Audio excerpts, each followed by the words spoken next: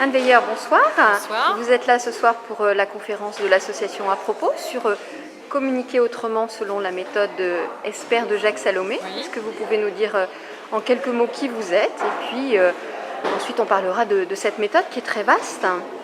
Je suis consultante et formatrice en relations humaines. Je suis installée depuis 15 ans sur Orléans et j'accompagne des personnes à mieux communiquer ou à communiquer autrement en se responsabilisant. D'accord.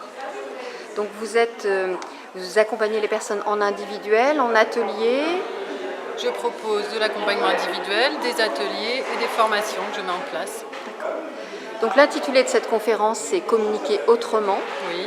Alors dites-nous un petit peu plus sur cette méthode de communication. Vous nous avez parlé tout à l'heure d'un système, le système SAP, dans lequel on baignerait tous.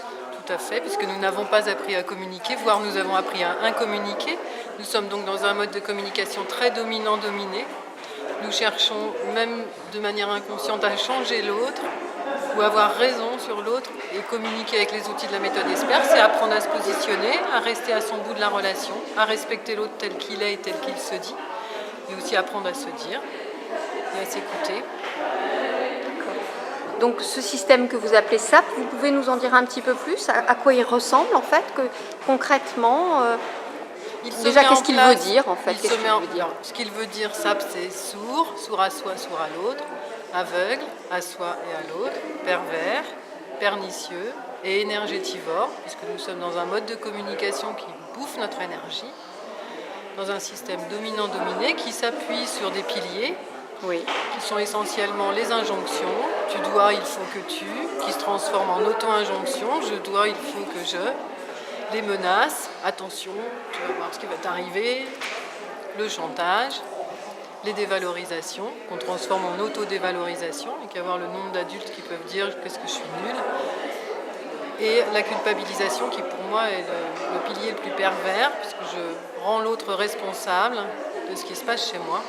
Et donc je suis victime? Je me pose en victime. D'accord. Je suis dans la plainte, le reproche. Et alors est-ce qu'on peut imaginer communiquer autrement que sur ce mode dominant-dominé? Oui, en apprenant à communiquer, entre autres avec les outils de la méthode ESPER. Oui. Où là j'apprends à rester à mon bout de la relation, à passer du tu au je. J'apprends à parler de moi, de ce que je ressens, de ce que je vis, sans parler sur l'autre. J'apprends à me positionner, c'est-à-dire oser poser mes demandes, voir mes exigences selon les situations, oser refuser ce qui n'est pas bon pour moi. Ça veut dire aussi que j'accepte que l'autre se positionne et puisse effectivement refuser une de mes demandes. Tout à fait. Demander, c'est prendre le risque de la réponse de l'autre. Oui. Et après, à moi de gérer mes frustrations, mes contrariétés. Quand vous dites on passe au mode du jeu, alors c'est pas si facile parce qu'on est souvent effectivement à parler sur l'autre, donc ça demande à revenir vers soi. Ça demande à s'écouter déjà, oui. À se reconnecter à ses ressentis. Et alors ça, et on l'a vu ce soir, c'est une vraie difficulté, c'est un vrai défi parce qu'on ne sait pas bien, voilà, on sait pas bien faire le tri entre ce que je pense, ce que je ressens. Donc comment on se remet en lien avec ce qu'il y a à l'intérieur de soi, qui est de l'ordre du ressenti. On fait tout ça. Je crois que ça commence déjà par être en mesure de dire est-ce que c'est un ressenti plutôt agréable, plutôt désagréable. Et puis une fois que j'ai commencé à me rendre compte que c'était un ressenti désagréable, ce serait plutôt quoi? J'y vais comme ça petit à petit, jusqu'à étendre le vocabulaire, parce qu'après c'est une question de vocabulaire au niveau des ressentis. Mais il se passe des choses dans notre corps, de toute façon au niveau de nos émotions. Donc c'est réapprendre à écouter ça, pour pouvoir mettre des mots dessus. D'accord, donc on écoute son corps et puis on écoute les émotions qui surgissent à l'intérieur de soi et ensuite on se permet de les dire, c'est bien ça. L'émotion est un langage, c'est-à-dire que l'émotion est le signe du retentissement.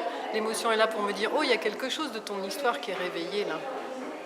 Puisque nous arrivons tous avec notre histoire de vie. Alors ce que vous appelez le retentissement, en fait, c'est ça, c'est le bagage, c'est la besace plus ou moins le sac à dos rempli pleine. de cailloux. Donc j'ai une émotion, c'est bien signe que quelque chose est réveillé chez moi. Maintenant, derrière cette émotion, quel est le ressenti qui se cache? Parce que l'émotion, elle va masquer un ressenti. Donc dans cette situation-là, qu'est-ce que je ressens? Est-ce que je me sens rejetée? Est-ce que je me sens abandonnée? Est-ce que je me sens trahie? Est-ce que je ressens de l'injustice? Et apprendre à communiquer, c'est apprendre à parler de soi, c'est-à-dire, c'est par exemple dire, tu vois, quand je te vois te comporter comme ça, moi je me sens trahi, mon ressenti m'appartient, tu n'en es pas responsable, mais c'est important pour moi de te le dire. D'accord. Donc aller vers l'autre à partir de soi finalement. Tout à fait. Ça suppose aussi qu'on ne parle plus sur l'autre. Ça ne suppose pas, c'est même une règle d'hygiène relationnelle. Voilà. J'apprends à ne plus parler sur l'autre. D'accord. Parce qu'effectivement, vous nous avez parlé de 3 principes. Est-ce que vous pouvez les rappeler? Les principes de la méthode ESPER, 3 principes très... Le premier principe, c'est que les propos, les avis, les ressentis de l'autre, les sentiments lui appartiennent. Moi, je m'exprime à mon bout de la relation avec un jeu de positionnement et j'accepte de mettre en commun le point de vue de l'autre et le mien. C'est les 3 principes fondamentaux de la méthode ESPER et de là découlent des corollaires, des concepts et des règles d'hygiène relationnelle. On fait un pas l'un et l'autre vers l'autre en fait. Si ce n'est que je commence par moi parce que je ne peux pas changer l'autre. Oui. Mais c'est vrai que oui, c'est apprendre à faire un pas vers l'autre. D'accord. Vous avez évoqué aussi des outils très concrets en fait qui font partie de cette méthode, Oui. comme par exemple le bâton de parole. Est-ce que vous pouvez nous en reparler? Le bâton de parole, c'est un outil fabuleux quand nous sommes en groupe, en réunion de travail ou en conférence. Enfin, en conférence, j'utilise peu, moi, mais en formation en tout cas, ou même à table.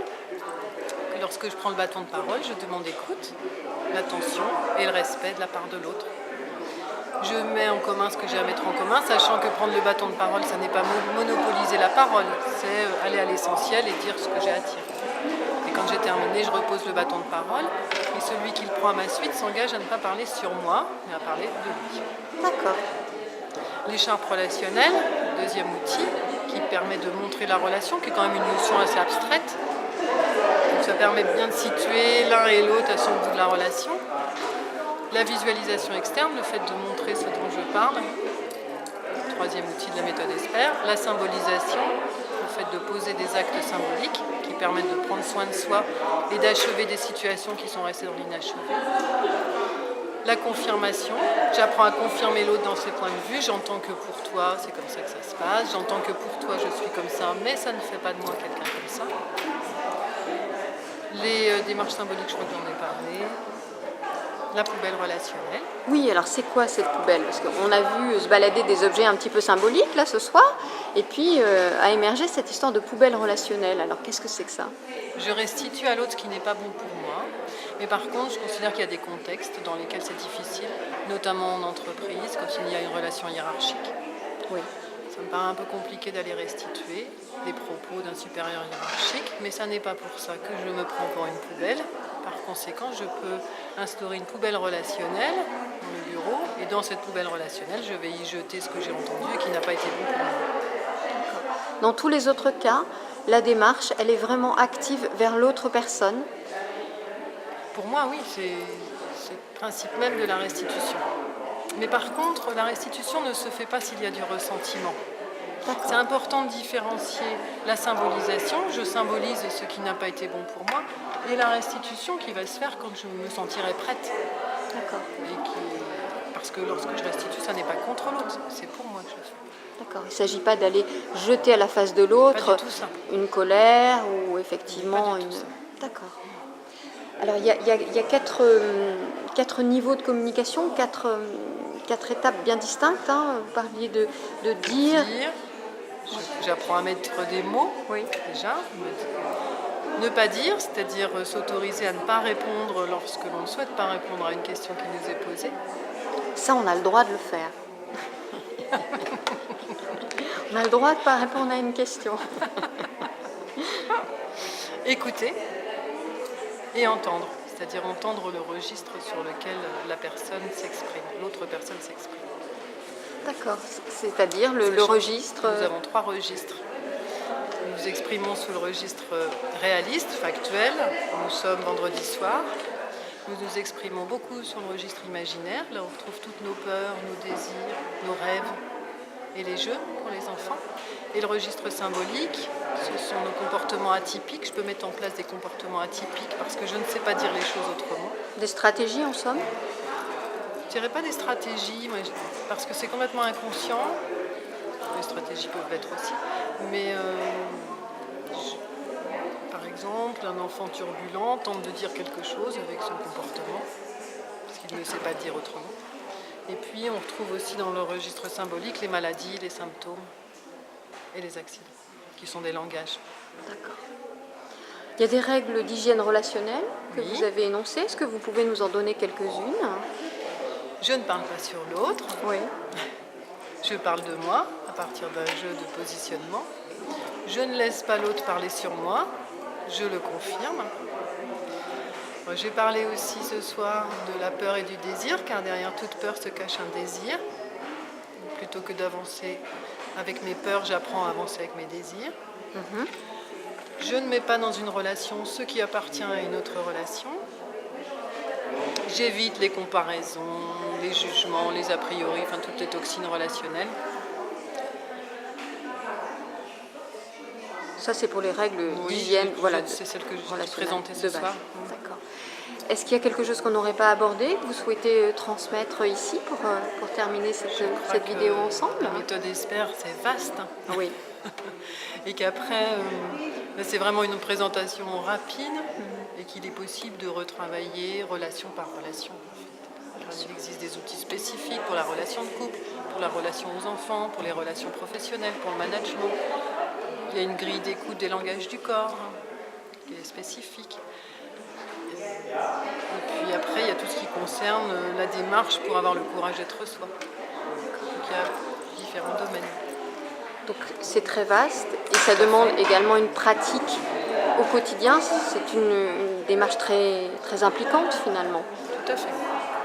Elle est complètement active, hein, on l'a vu ce soir, il y avait beaucoup d'interactions avec le public. Oui. Et donc c'est pas juste une démarche intellectualisée et mentalisée. C'est très terre à terre. Dans l'action. Et en même temps c'est très profond. Très bien. Parce que l'enjeu fondamental c'est de se relier à soi, en étant en mesure de s'écouter. Un grand merci à vous, Anne. Merci et à puis vous de m'avoir très bientôt. reçu. Merci. À bientôt. Bonsoir. Au revoir.